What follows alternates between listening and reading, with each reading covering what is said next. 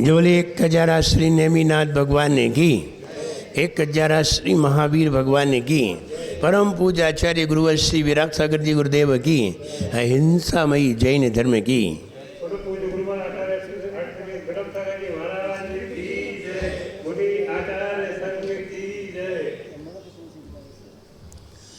जब हम सरल होते हैं, जब हम सहज होते हैं, जब हम राग द्वेष के विचारों से रहित होते हैं,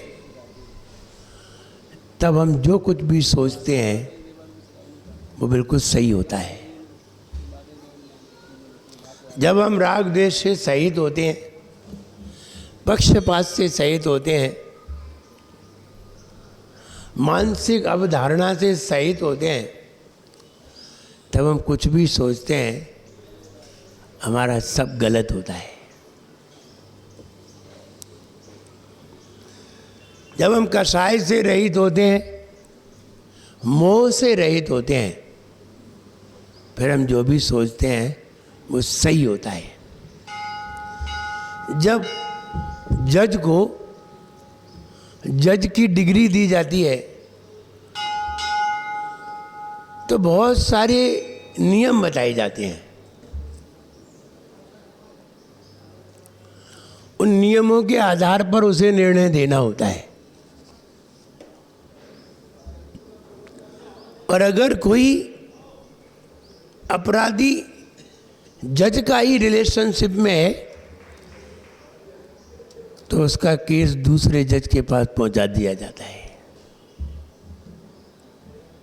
ऐसे ही साधुओं में अगर रिलेशन वाले साधु साथ में तो अक्सर उन्हें अलग कर दिया जाता है। हमारे संघ में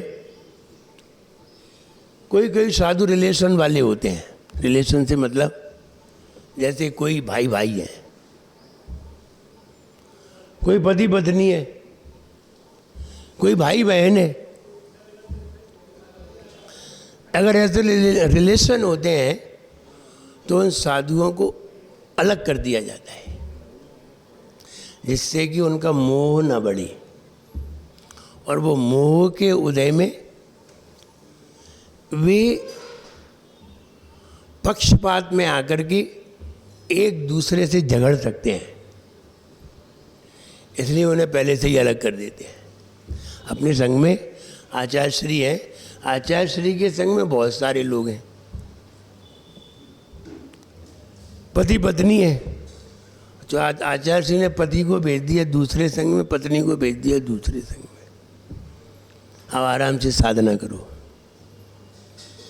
और अगर आमने सामने होंगे तो विकल्प तो आते ही हैं।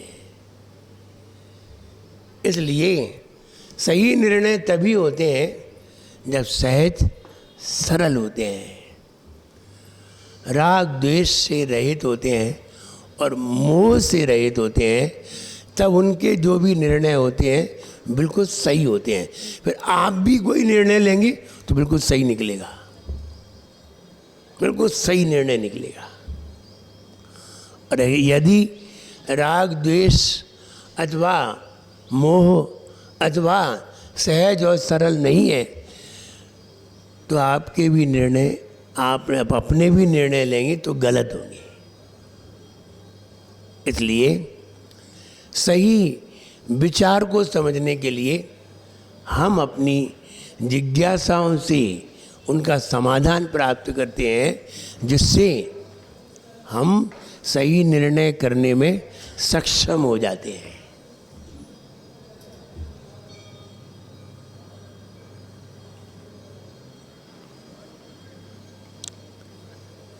अपनी जिज्ञासा रखने के लिए तैयार होइए। और कहते हैं ना, जैसे एक दीवाल है, दीवाल को ये कहें कि दीवाल को खोलना है तो आप पहली ईंट निकालिए, आपको पसीना आ जाएगा। 1 घंटा लग जाएगा पहली ईंट निकालने में, लेकिन दूसरी ईंट निकालने में 1 मिनट भी नहीं लगेगा। और पहली ईंट में ऐसे ही पहली जिज्ञासा में ही पसीना आता है, फिर तो सबकी आने लगती है। आप पहली जिज्ञासा करिए।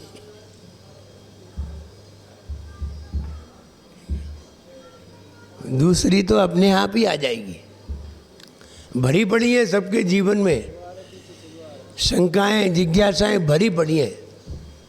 हाँ, जिनेन्द्र कुमार जी पहली जिज्ञासा करते हैं।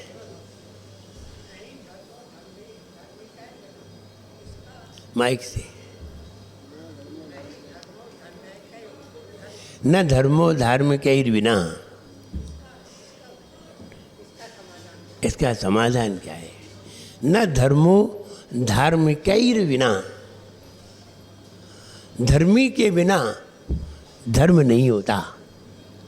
बेस है धर्म, धर्मी बेस है और धर्म आधेय है, धर्मी आधार है। जैसे जमीन के बिना पेड़ नहीं होता, तो जमीन आधार है, पेड़ जमीन पर ही होगा। जैसे गुणी के बिना गुण नहीं रहते,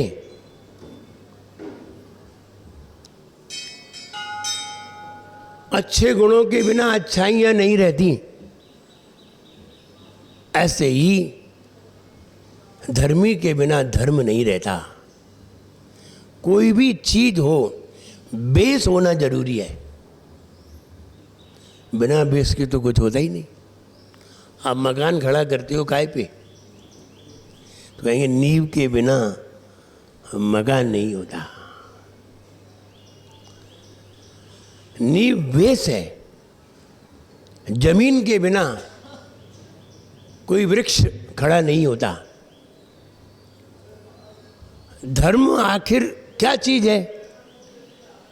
निर्मल परिणति का नाम धर्म है। राग द्वेष से रहित परिणति का नाम धर्म है। श्रेष्ठ विचारधारा का नाम धर्म है। अब विचारधारा करने वाला कौन है? निर्मल विचार करने वाला कौन है? जीव। विचार कौन करता है? 6 द्रव्यों में कौन सा द्रव्य विचार करता है? जीव। तो जीव जो विचार कर रहा है तो वो धर्मी हुआ, और विचार धर्म है। और बिना धर्मी के वो विचार होगा नहीं। इसलिए न धर्मो धार्मिकैर्विना, धर्म धर्मी के बिना नहीं होता। जीव होगा तभी धर्म होगा, और अच्छे विचार होंगे, विचार धर्म है। जैसे कि फूलों के बिना खुशबू नहीं होती। अब फूल ना हो तो फूल क्या है? आधार है, और खुशबू उसका गुण है, लक्षण है। ऐसे ही जिस व्यक्ति के अंदर धार्मिक विचार होते हैं उसे धर्मी कहा जाता है। विचारों से व्यक्ति को संज्ञा मिलती है। रूप, रंग, वर्ण और गंध, इनसे व्यक्ति को संज्ञा मिलती है। कभी रूप देख करके संज्ञा मिलती है, कभी रंग देख करके संज्ञा मिलती है, कभी रस देख करके संज्ञा मिलती है, और कभी वर्ण देख करके संज्ञा मिलती है। रूप, रस, गंध, गंध देख करके संज्ञा मिलती है। तो ये संज्ञाएं हैं। ऐसे ही धर्म से संज्ञा मिलती है, धर्मी। पूजा से संज्ञा मिलती है, क्या कहते हैं? पुजारी।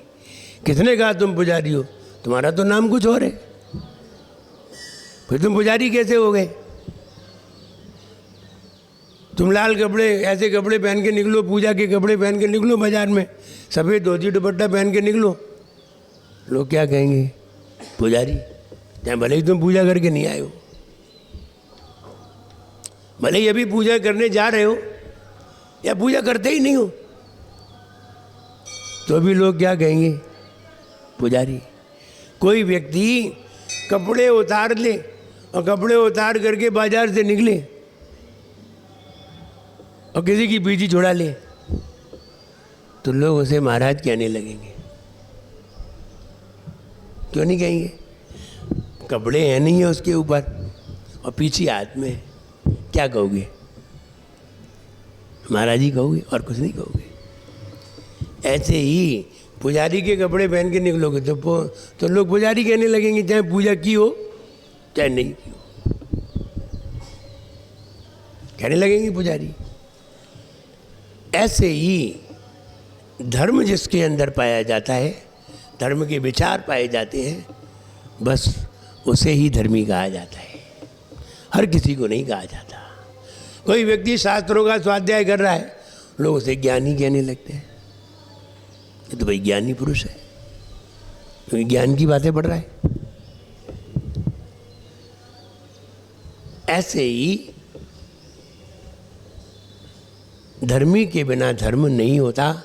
ये आचार्यों ने इसलिए लिखा कि लोग धर्म धर्म चिल्लाते हैं, लेकिन ये नहीं मालूम कि धर्म होता कहाँ है। आप आम आम चिल्लाने लगे, आम होते कहाँ हैं? बोले पेड़ में। पेड़ होता कहाँ है? बोले जमीन में। ऐसे ही तुम धर्म कहते हो तो धर्म होता कहाँ है? बोले धर्मी में। जो धर्मात्मा है वही धर्म है। धर्म कोई ऐसी चीज़ नहीं है जो अलग रखी हो,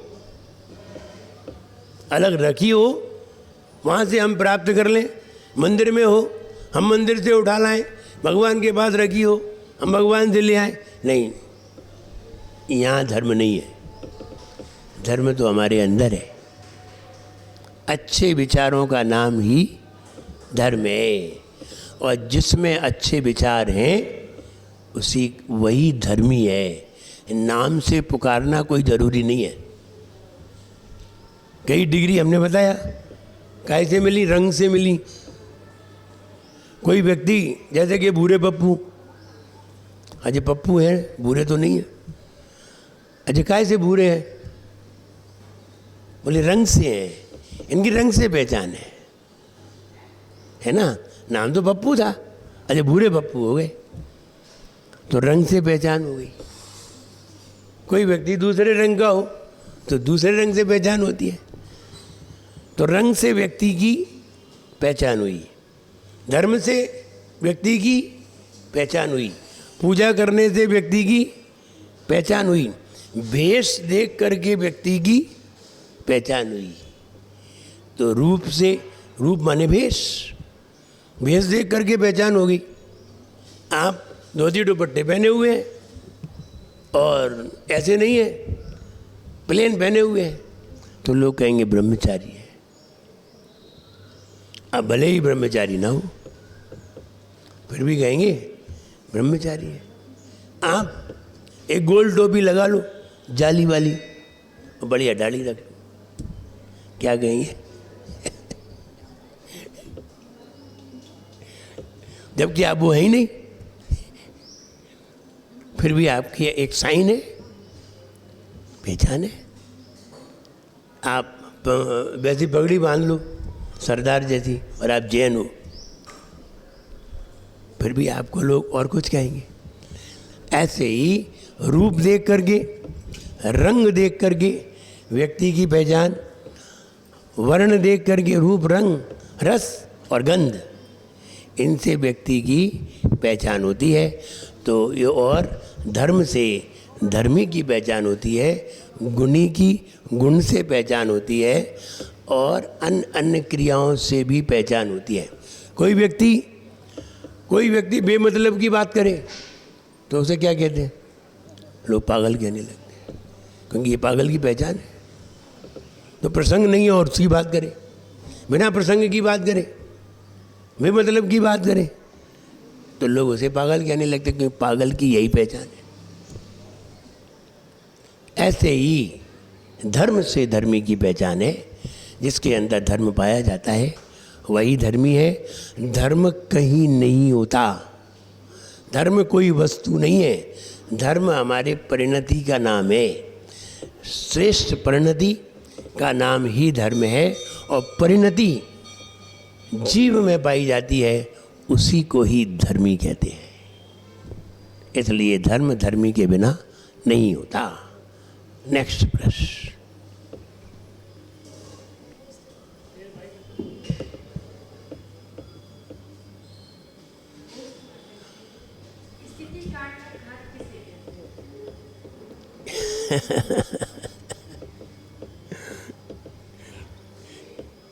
स्थिति का घात करना, जैसे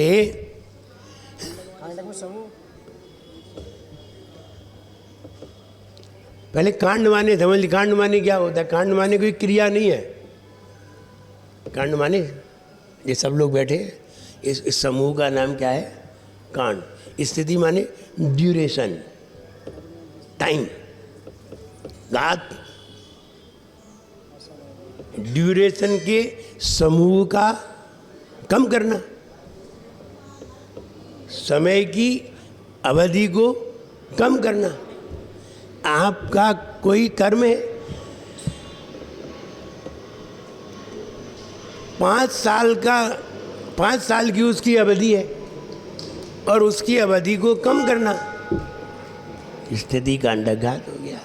स्थिति ड्यूरेशन, कांड समूह, घात माने कम।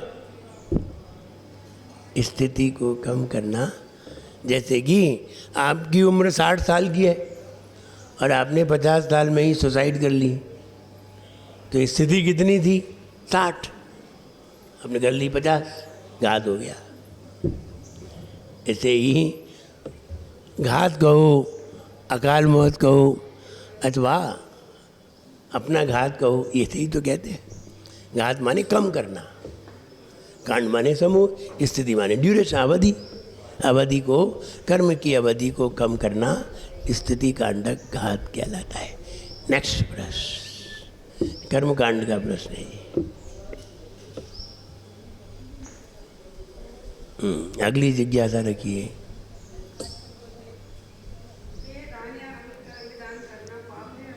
क्या? देखो, हर बात को समझिए। पहली बात तो ये है कि दान नहीं है, ये तो बात हमने कल बता दी थी। ये कोई दान नहीं है। दान वही होता है जो मोक्ष मार्ग में कार्यकर होता है। लोकाचार में कन्यादान आदि आदि दान कहते हैं, ये लोक व्यवहार के हैं, इसका मोक्ष मार्ग से कोई संबंध नहीं है। दान 4 प्रकार, 4 संग को दीजिए। अब आपने देह दान दी, तो पहली बात तो वो दान ही नहीं है। अब बोले पाप लगेगा कि पुण्य लगेगा, अब वो समझ लीजिए। आपने किसी को नेत्र दान दिए, ठीक है? आपने कहा मेरे मरने के बाद मेरे नेत्र किसी को दान कर दें, कम से कम किसी के काम आ जाए। जो व्यक्ति अंधा था, वो व्यक्ति दिन भर भगवान का नाम लेता रहता था, भगवान का स्मरण करता रहता था, क्योंकि उसे कुछ दिखाई नहीं देता था। तो भगवान का नाम स्मरण करता रहता, खाना खा लिया, भगवान का नाम लेता रहा है। अब उसे आँख मिल गई, अब वो बाजार घूमने जा रहा है। अब वो बाजार घूम रहा है, दिन भर नाम लेता था, अब नाम मात्र का नाम लेता है। कहो पुण्य मिला? अब तुम सोचो, अब इतनी तो बात समझ में आनी चाहिए। एक व्यक्ति, इसके पास पैसे नहीं थे, वो भगवान के पास बैठा रहता था, 2 रोटी मिल गई, खा ली, और दिन भर भगवान का नाम लेता रहता था। आपने जा करके उसे 10,000 रुपये दे दिए, उसने खूब ड्रिंकिंग की, उसने मिला पुण्य? करेगा क्या 10,000 रुपये को? वो रोटी तो 100 रुपये में खा लेता है। फिर करेगा क्या? फिर ड्रिंकिंग करेगा, स्मोकिंग करेगा, जो मन में आया वो करेगा। पुण्य मिला? नहीं मिला। आपने रक्तदान दिया, आपकी भाषा में, हम तो दान कहते ही नहीं, रक्त दिया किसी को, अभी तक वो खटिया पे पड़ा था, अब वो व्यापार करने लगा, कहो पुण्य मिला? और कोई धर्मात्मा होगा वो ये मांगेगा नहीं। धर्मात्मा ना आँख मांगेगा ना ब्लड मांग, कुछ नहीं मांगेगा, वह मेरी तो समाधि कराओ, वो ये कहेगा। और जिनको भी दिया जाएगा भी धर्मात्मा होंगे नहीं। अब खुद जान लो कि पुण्य है कि पाप है। देह दी, अब देह को करेगा क्या? रिसर्च करेगा, तुम्हें कौन सा पुण्य मिल गया, तुम्हारी कौन सी परिणति अच्छी होगी दे करके। फिर तुम तो थे ही नहीं, तुम तो मर ही गए। अब तुम कह रहे हमें पुण्य मिला कि पाप मिला? अरे तुम तो मर ही गए। जिंदा में पुण्य पाप होता है, मरने के बाद थोड़ी होता है। और दूसरे को मिलेगा कि नहीं जिसने दिया है? क्या को मिलेगा? इसलिए इसका पुण्य पाप से, आप पुण्य से तो बिल्कुल अलग ही रहिए, आप पाप में आ जाइए, उसके अलावा और कुछ नहीं है। क्योंकि दान है नहीं है, और तुम्हारी निर्मल परिणति हो रही है क्या उससे? नहीं हो रही। तो निर्मल परिणति का नाम पुण्य।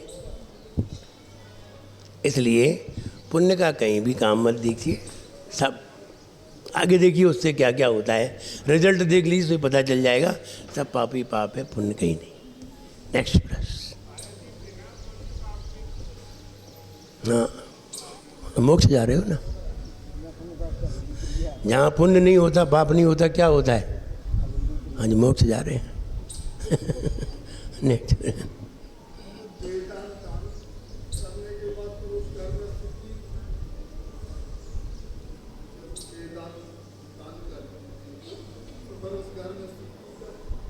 कर्म शुद्धि, घर में शुद्धि कैसे होगी? अग्नि संस्कार। हाँ, घर में शुद्धि कैसे होगी?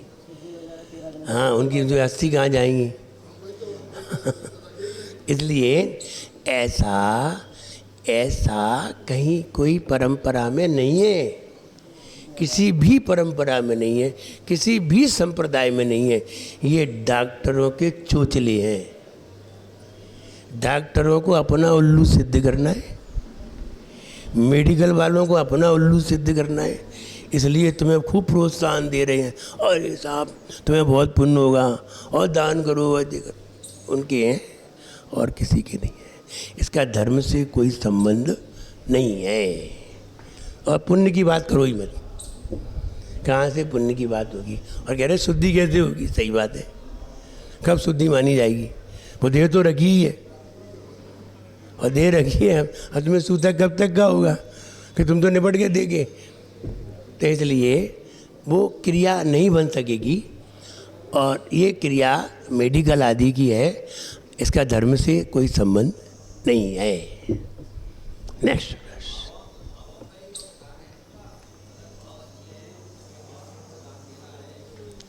आप दान का तो नाम ही मत लो, ये दान है ही नहीं। हम जबरदस्ती उसे दान बनाए हैं। हाँ,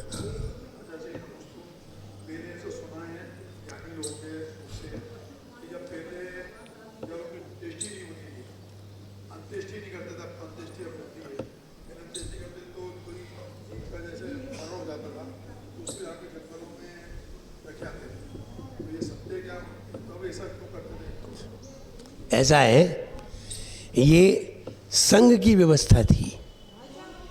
जब कोई जंगल में संघ ठहरा हुआ है, किन्हीं मुनिराज की समाधि हो गई, और श्रावक नहीं है, साधु है। अब साधु अग्नि संस्कार तो करेगा नहीं। अब साधु क्या करेगा? तो जहाँ जिनकी समाधि होगी उनको वहीं एक पत्थर की सलाह पर रख करके और चला जाएगा। संघ क्या करेगा? हमारे पास कुछ करने को है ही नहीं, ना हम अग्नि जला सकते हैं, ना अग्नि को कह सकते हैं, ना एकत्र कर सकते हैं। तो वो शिला पे रख करके चले जाएंगे, और चले जाएंगे। उसके बाद जानवर आएंगे, पक्षी आएंगे, अलग अलग तरीके से उन्हें भक्षण करेंगी, और भक्षण करेंगे तब उसके निमित्त से फिर ये बातें जानी जाती हैं।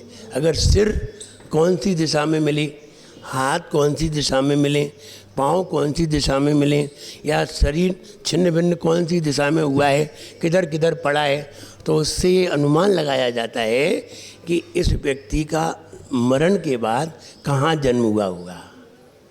उससे ये अनुमान लगाई जाती है। ऐसा भगवती आराधना में स्पष्ट उल्लेख है, मूलाचार में भी उल्लेख है, लेकिन ये साधुओं के लिए है, श्रावकों के लिए नहीं है। श्रावकों के लिए दो चीज़ें बताई थी, या तो जमीन में डालो या फिर अग्नि संस्कार दो। अग्नि संस्कार ही मुख्य है। जो अन्य जगह कब्रों में लगाते हैं उनके यहाँ लकड़ियों की कमी थी, इसलिए वो ज़मीन में गाड़ना उचित समझा। और जहाँ लकड़ियों का संस्कार है वहाँ लकड़ियों का करिए। अब तो इलेक्ट्रिक का आ गया है, वो भी अग्नि संस्कार ही है। तो अग्नि संस्कार सर्वश्रेष्ठ है और कोई इतने श्रेष्ठ नहीं है। वो परिस्थिति वशात, कोई ज़मीन में, परिस्थिति वशात कोई पानी में भी कर देते। पहले हम जब छोटे थे तब हमने ऐसा सुना था कि कोई अनमैरिड कोई व्यक्ति मर जाता था तो पत्थर पेट में बांध करके और नदी में छोड़ देते थे, और नदी में जानवर लोग वो पानी में रहने वाले खा लेते थे। यही प्रक्रिया है। तो इसलिए अब ये प्रक्रिया कहाँ से चली, धीरे धीरे प्रक्रियाओं में सुधार हुआ और संस्कार विवेक से प्रारंभ हुआ। तो वहाँ से जलना ठीक है, लेकिन जो मुनिराज हैं जंगल में हैं उनके लिए ये बात आई थी, श्रावक के लिए ये बात नहीं आई है। नेक्स्ट प्रश्न।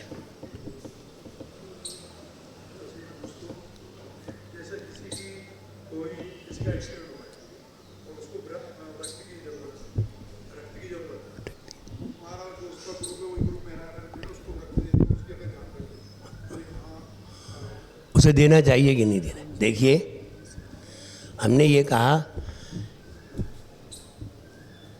कि रक्त किसे देना चाहिए, ये भी तो कहा है। सामने वाला शिकारी है, सामने वाला शिकारी है, और आपने शिकारी को रक्त दे दिया।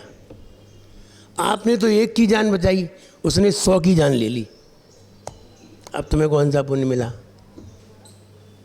कहो। इससे तो वो मर जाता तो ठीक रहता, ये मर जाता तो ठीक रहता, 100 तो नहीं मरते। अब ये भी विचार करिए। अब कोई सज्जन पुरुष है और आपने उसे रक्त दिया, तो ये दान नहीं है, ये आपके अंदर उसके प्रति एक करुणा है। देखो, मोहबस भी दे सकते हैं, हमारा भाई है, मोहबस भी दे सकते हैं, हमारा रिलेशन वाला है, मोहबस भी दे सकते हैं, और करुणाबस भी दे सकते हैं। कोई भी हो, हमें तो उसकी सुरक्षा करनी है, तो किसी को भी दे सकते हैं। तो ये तुम्हारी एक मानवीयता तो है, लेकिन आप इसे दान मत कहिए। दान कहना दान की तो ही नहीं है, दान कहना दान की बेइज्जती है। गरीबों को आप भोजन कराते हैं, आहार दान नहीं है, आप उसे दान भी नहीं कह सकते। कौन सा दान कहोगे आप, हैं? करुणा दान नहीं होती, करुणा भाव होता है, दया भाव है, दया दान नहीं है। ये हमारे अंदर हुआ। अरे सामने वाला भूखा है, खिलाना चाहिए, जरूर खिलाना चाहिए। कोई भी हो, केवल आदमी ही नहीं, अगर कोई जानवर भी हो तो भी खिलाना चाहिए। भूखा है ना, खिलाना चाहिए। ये तो सही बात, हमारे अंदर मानवीयता है। आपके अंदर करुणा होगी तो आप लेकर के पहुंच जाएंगे, और करुणा नहीं होगी तो आप नहीं करेंगे। तो इसे करुणा को करुणा ही कहिए। अब आहार दान, फिर तुम दान कहोगे, फिर मुझे कौन सा दान, फिर तुम आ जाओ करुणा दान। फिर दया तो भाव होता है, दया भाव है, अहिंसा दान नहीं है, अहिंसा भाव है। आहार दान है, आहार दान है। अब वो फिर आएगा कि अब तुम आहार दान कह के देखो, तो तुम्हें आहार दान की बेइज्जती लग रही है। यार कुत्ते को खिलाना आहार दान है, किसने कहा? तो क्या मुनि महाराज और कुत्ता एक ही चीज़ है? गलत बात है। तो पहली बात कि आहार किसे दिया जाता है? जिसने सब कुछ त्याग किया हो, जिसके पास कुछ भी ना हो। वो कुत्ते के पास भी कुछ नहीं है, लेकिन वो त्याग नहीं किया है उसने। कुछ भी नहीं है फिर भी उसने त्याग नहीं किया है, एक। दूसरी बात, ये त्यागी के लिए कहा है, ना कि अन्य किसी के लिए। आप पड़ोसी को भी भोजन कराइए तो भी आहार दान नहीं है, खूब कराओ। क्यों? न किसी के यहाँ कोई मर जाता है, तो मर जाता है तो उसके यहाँ भोजन नहीं बनता 2-3 दिन, तो उसके रिश्तेदार पड़ोसी कोई ले जाते हैं, खिलाते हैं। कौन सा दान हो गया? वो व्यवहार है, लोक व्यवहार है। ऐसे ही सब लोक व्यवहार है, लोकाचार है। लोकाचार को समझिए, दान को समझिए, और दान को बेइज्जत मत करिए। ये डॉक्टरों ने और उन लोगों ने दान को ही बेइज्जत कर दिया। ये रक्तदान और कौन कौन से दान, किडनी दान, और जो देखो तो दान बना दिए। दान तो परवस्तु का दिया जाता है, ये परवस्तु थोड़ी है। ये परवस्तु नहीं है, दान दूसरी चीज का होता है।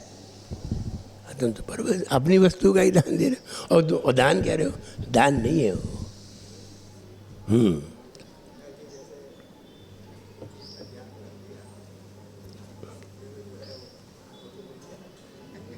मैंने जीत त्याग करके सपने में खा लिया।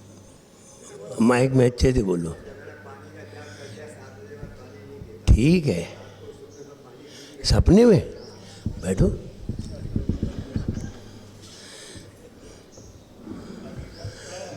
रात्रि में हमारा भोजन का त्याग है, रात्रि में पानी का त्याग है, और रात्रि में हमने सपने में पानी पी लिया और भोजन भी कर लिया, है ना?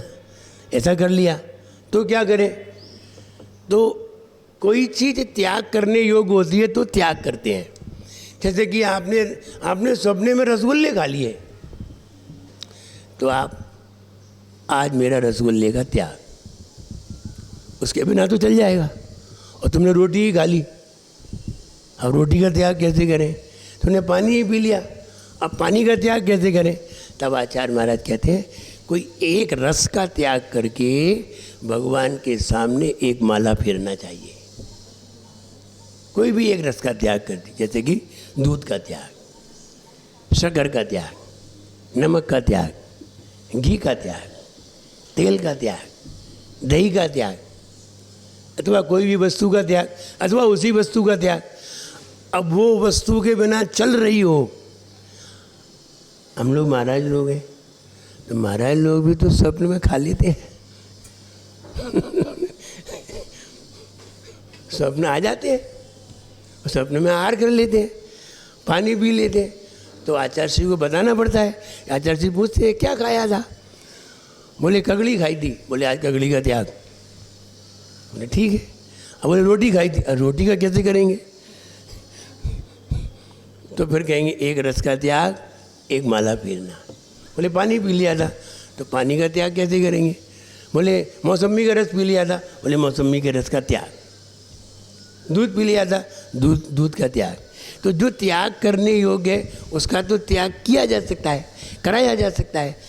लेकिन जो त्याग करने योग्य नहीं है, तब एक रस का त्याग करके एक माला फेरना चाहिए। क्लियर? नेक्स्ट प्रश्न और अंतिम प्रश्न।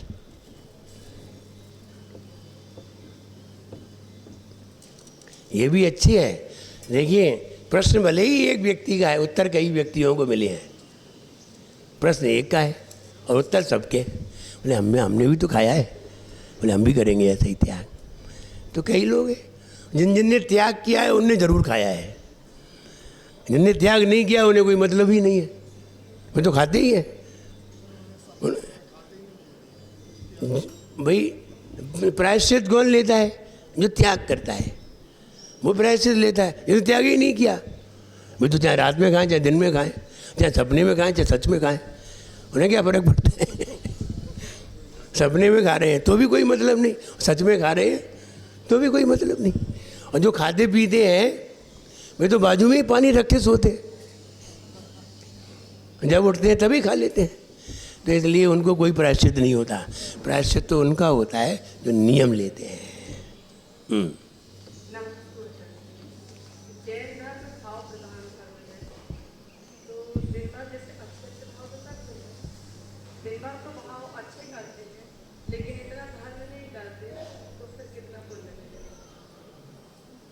इतना दिन भर तो अच्छे भाव करते हैं और इतना धर्म नहीं करते। जितने जितने पाप करते हैं उतना धर्म नहीं करते। ऐसा क्या पर? अच्छा, भाव अच्छे और धर्म नहीं करते तो फिर हमें फल मिलेगा कि नहीं? हाँ बैठो। भाव अच्छे हैं और धर्म नहीं करते, भाव ही तो धर्म है। त्याग नहीं करते। हाँ ये ऐसे कहो ना, जैसे कि रात्रि में भोजन का त्याग नहीं है और रात्रि में भोजन नहीं करते तो हमें पुण्य मिलेगा कि नहीं? ऐसा ऐसा प्रश्न है क्या?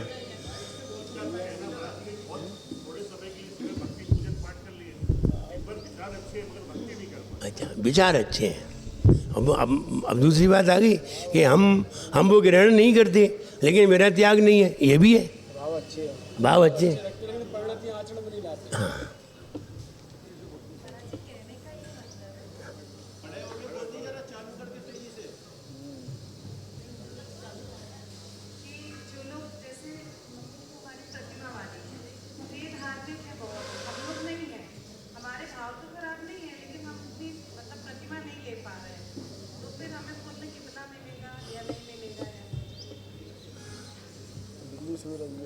देखिए, हम वही तो उत्तर दे रहे हैं। जैसे कि हमारे नियम नहीं है, बाकी हम भाव अच्छे रखते हैं, यही तो कह रहे हैं।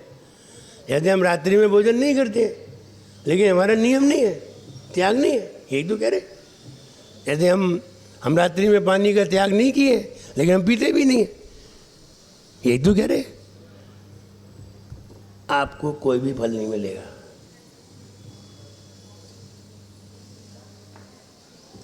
क्योंकि जैन धर्म भाव प्रधान है।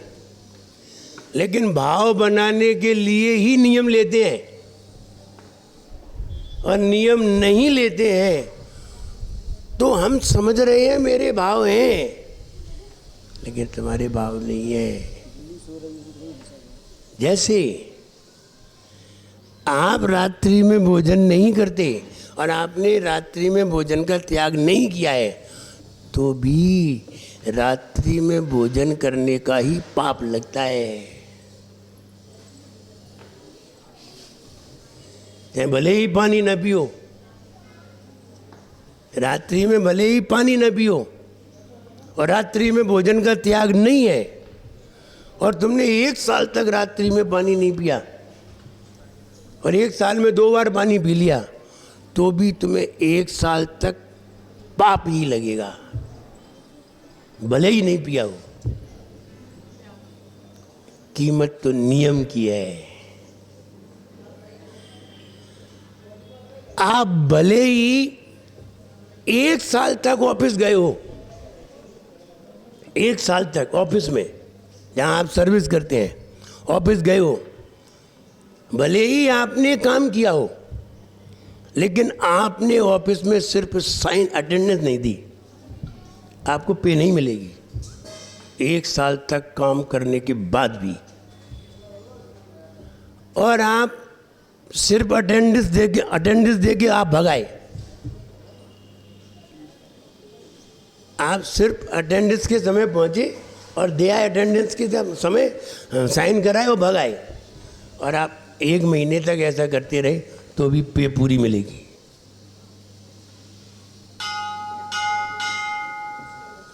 बात तो बढ़िया है, तर्क की बात है। इसलिए सिर्फ साइन करना पड़ते हैं। मैंने ऐसा कई बार किया है, साइन किए और खिसक आए, ऐसा कई बार किया है। और कई बार क्या पे पूरी मिली। और अगर साइन नहीं किए हैं और तुम स्कूल में 10 दिन भी गए हो तो तुम्हारी 10 दिन की पे कटेगी, या तो लीव देनी पड़ेगी, कुछ भी करना पड़ेगा। तो कहने का मतलब ये है, नियम है तो फल पूरा मिलेगा, नियम नहीं है आप कितने भी त्याग करे रहो तो भी उसका फल प्राप्त नहीं होगा। इसलिए नियम लेना जरूरी है। जब बोले महावीर भगवान की, हे जिन्वाणी भारती